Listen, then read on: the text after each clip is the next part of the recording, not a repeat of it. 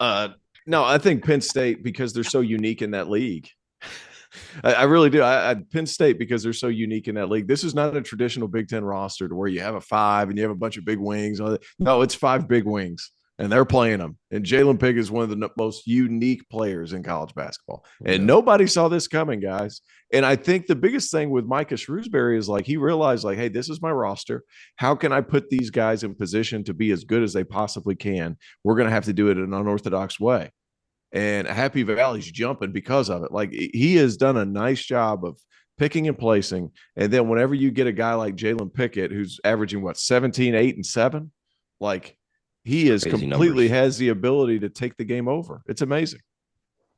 Penn State is one of the most special stories in college basketball this season. They really are.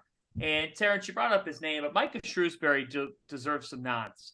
You know, the National Coach of the Year race is obviously, it's got its front runners this year with Matt Painter and Jerome Tang and TJ Otzelberger's on the radar. Shaka Smart's on the radar this particular season. Like, we could go on and on about that race. So Shrewsbury's not going to get it. But, man, he deserves some consideration in the Big Ten because the NCAA tournament and Penn State basketball have not exactly been friends. Like Penn State has not been a team that's synonymous with that level of success. Shrewsbury has quickly turned things there. He's turned the mentality, and you've brought it up, Terrence. They've turned the way that they play into an advantage in the Big Ten. Mm-hmm. How have they done it? Well, they swarm to the basketball one, and the fact that they're so small and they still have games where they control the boards is amazing. They outscored Michigan in the paint today by 6, despite Hunter Dickinson being a fairly large human being near the rim. And they have found ways to pull opposing 5 men out and use their quickness and their strength to their advantage. Like who do you guard Jalen Pickett with? That's a real interesting question. You can't guard him with Dickinson, and you can't guard him with Kobe Buffkin. So, like, what are you going to do? You're leaving your guys out to dry, and then he requires more than one guy to guard him. Now they do play Purdue next. That's going to be interesting to see. Yeah. But I think Edey had 31 and 12 or 15 against him last time. Like that's going to be an issue. But man, he is such a matchup nightmare for pretty much anybody in that league. He's a really good player. Let's talk to him. Terrence Oglesby spoke with him. 25 points, 8 assists, 8 rebounds. Jalen Pickett has been one of the best players in college basketball. He's with us on After Dark. Welcome. I'm here with the king of Happy Valley as it stands today, my main man, Jalen Pickett. Jalen, you guys just come off a massive win over a Michigan team, and you didn't just kind of beat them. You whipped them. I think that's about the only way I can put that. What was it about your squad today that you guys just clicked? Yeah, we felt like after Rutgers lost, we had to play harder and get wins in this league against very good teams. So we felt we had a good game plan coming into this game. And we came out, we played really hard, executed, and we just made a lot of shots. When shots are going in, everybody's feeling good. That definitely helps. That definitely helps. And you guys basically neutralize Hunter Dickinson. And let's be honest, Jalen, like you guys don't have this huge guy in the middle that plays a lot of minutes. It's a by committee approach defensively, and you guys outscored them in the paint by 6 points. How does that? Is it a team approach? Is it you guys just being able to guard physically despite your lack of height? What is it about your team that's able to embrace the Big Ten with all these bigger players? Yep. Well, we know where we are. We know what type of team we are. So, a great player like Hunter, you got to send multiple bodies at him, make it really difficult for him. So we felt like we did a good job today. But then on the other end, we can't let these big guys rest. We're going to W on offense. So, but on the other end, you got to move your feet. So we got a lot of shooting on the floor. So when Hunter has to step out, now it creates lanes for us to get to the rim and get those paints like that. You alluded to it, all the shooting on the floor at Penn State this season.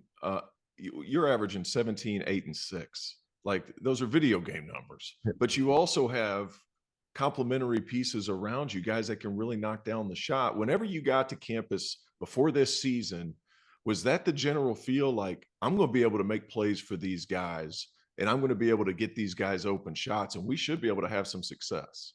Definitely, the three ball is always the great equalizer. And then, we felt like we are going to get some shooters in. But then once we get into the practice and I see how many shots guys make like in a row, how we can really shoot it, I mean, it's amazing. Funk really knocks shots down. Seth, you got Miles Dredd. I mean, we have 3 or 4 40% 3-point shooters. And then, we space it with Caleb and Mikey, who are 4s and 5s who also shoot it. So we're talented. Micah Shrewsbury in his second year on campus. Like now you guys are 5-5 in league.